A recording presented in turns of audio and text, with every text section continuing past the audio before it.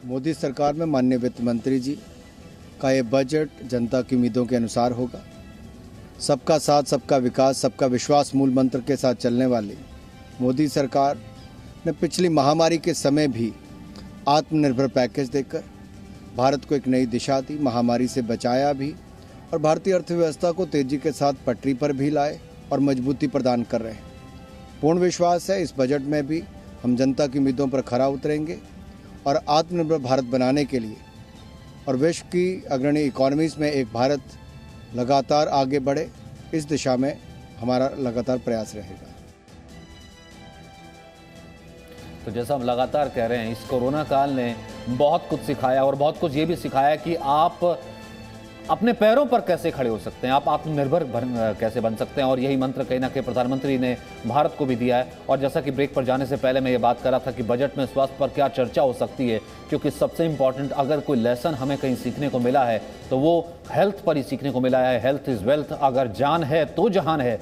67,112 करोड़ का बजट है 2020-21 में जो कि खर्च किया गया था डॉक्टर स्वाति महेश्वरी। और इस बार आप क्या देख रही हैं, क्योंकि बहुत से लोग कह रहे हैं, एक तो हेल्थ सेक्टर की अहमियत का पता लगा है, हेल्थ सेक्टर में रिफॉर्म्स का पता लगा है, अब कोरोना वैक्सीन ये भी हेल्थ सेक्टर से ही जुड़ा है। और फिर उसके बाद हेल्थ रिफॉर्म्स की अगर हम बात करें कि कोरोना का इलाज और जो बाकी चीज़ें वो उसमें इंक्लूड हैं कि नहीं है, वो किस तरीके से। एक सेकंड मैं ये तस्वीर पहले दिखा दूं कि वित्त मंत्रालय पहुंच चुके हैं अनुराग ठाकुर।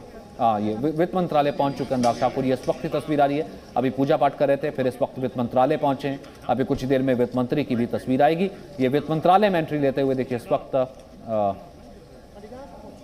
सैनिटाइज करने के बाद वित्त मंत्रालय में अंदर जाते हुए अनुराग ठाकुर। स्वाति महेश्वरी। जी बिल्कुल सचिन, आपने सही कहा। और मेरे ख्याल से कोरोना ने हेल्थ सेक्टर को एक आईना दिखाने का काम करा है। जिस तरह से हमारी जो कमियां थी वो उजागर हुई और शायद हमें शुरू में ही लॉकडाउन लगाने की ज़रूरत नहीं पड़ती अगर हमारा इंफ्रास्ट्रक्चर स्ट्रांग होता, अगर हमारा हेल्थ सिस्टम उस वक्त स्ट्रांग होता। क्योंकि लगातार अगर आपको याद हो यही बात होती थी कि अगर मामले बढ़े तो हमारे हॉस्पिटल उसको हैंडल करने की क्षमता नहीं रखते हैं, तो हमें उनकी क्षमता में सुधार लाने की ज़रूरत है, इसलिए हम लॉकडाउन लगा रहे हैं। तो वहीं अब जब हम वैक्सीन के रूप में संजीवनी बूटी ले आए तो मुझे लग रहा है आज हेल्थ सेक्टर को भी खुद एक संजीवनी बूटी की बहुत ज़्यादा ज़रूरत है। बहुत ज़्यादा ज़रूरत है कि हम फंड एलोकेशन अब हेल्थ सेक्टर में करें, उसे एक प्रायोरिटी सेक्टर माने। क्योंकि अभी तक हेल्थ हमेशा लाइन में पीछे खड़ा ही दिखाई दिया, लेकिन अब वो आगे आना बहुत ज़्यादा ज़रूरी है। क्योंकि अब एक और बहुत अहम बात जो समझ आई है वो ये है कि अगर हमारा हेल्थ सेक्टर अफेक्टेड होता है तो कंट्री का आर्थिक सिस्टम जो है वो भी अपने आप में ही अफेक्टेड हो जाता है। ये कितनी साफ तौर से उजागर होकर ये बात सामने आ गई है। ऐसे में देखिए, सबसे पहले जरूरत है कि जो हमारा इंफ्रास्ट्रक्चर है उसको हमें दुरुस्त करने की और ज्यादा जरूरत होगी। क्योंकि अभी बड़े शहरों में ही ज्यादातर हमारी स्वास्थ्य सेवाएं हैं।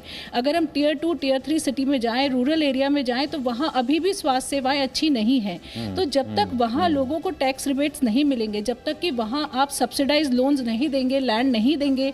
और अभी आपने देखा कोरोना के समय में बहुत सारे हॉस्पिटल्स ने अपनी कैपेसिटी को बढ़ाया है, कोविड के लिए अपने यहाँ अलग अलग तरह के अरेंजमेंट्स करे हैं। इन सब में सबके खर्चे हुए हैं। तो वो खर्चे जब तक की भरपाई नहीं होगी तब तक आगे किसी भी अस्पताल के लिए बढ़ना बहुत मुश्किल होगा। तो इस सेक्टर में बहुत ज़रूरी है कि गवर्नमेंट फंड एलोकेशन करे। साथ में जो हमारे हेल्थ इंश्योरेंस प्रीमियम्स होते हैं वहाँ पे भी हमें डिडक्शंस की बहुत ज़रूरत है।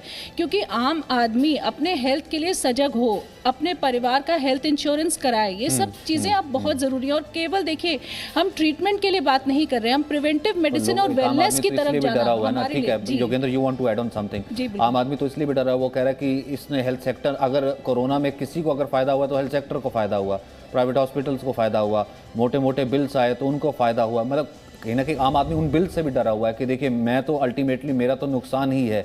अगर प्राइवेट सेक्टर ने जो है कोरोना को एक तरीके से एक इनकैश कर लिया है, कि वो वाला चीज़ भी आई है। खैर, वो चेक्स एंड बैलेंसेस होते हैं। Yogendra, you wanted to add, ठीक है, फिर उसके बाद आते हैं आपके पास। देखिए, मैं ये कहूँगा कि गवर्नमेंट के आगे जो चैलेंजेस हैं उसमें सबसे इम्पोर्टेंट ये है कि कैसे एक प्राइवेट इन्वेस्टमेंट को वो प्रमोट कर पाते हैं।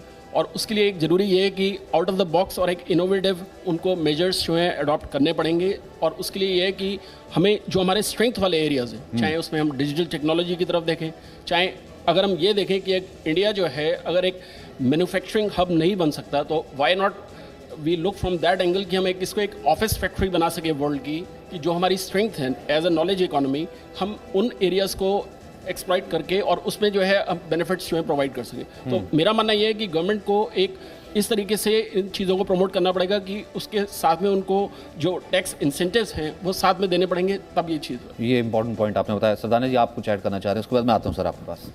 देखिए, जो फ्यूचर ग्रोथ है वो इनोवेशन बेस्ड है। हमें इस बात को मानना पड़ेगा, क्योंकि बैक एंड में आपको लेबर मिल जाती है लेकिन प्रीमियम नहीं मिलता है।